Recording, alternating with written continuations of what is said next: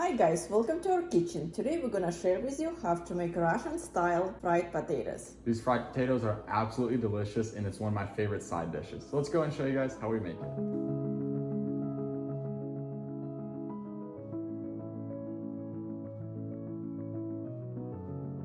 For this recipe, we will need organic yellow potatoes.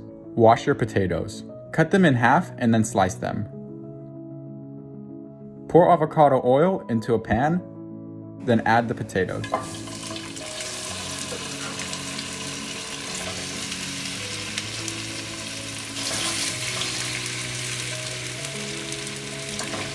Keep mixing them every now and then until they become golden. When your potatoes are almost ready, add salt to your taste and black pepper. Then mix it together. Keep frying your potatoes until they are golden. Smells good. I think Murphy even wants some. These potatoes will work great as a side dish.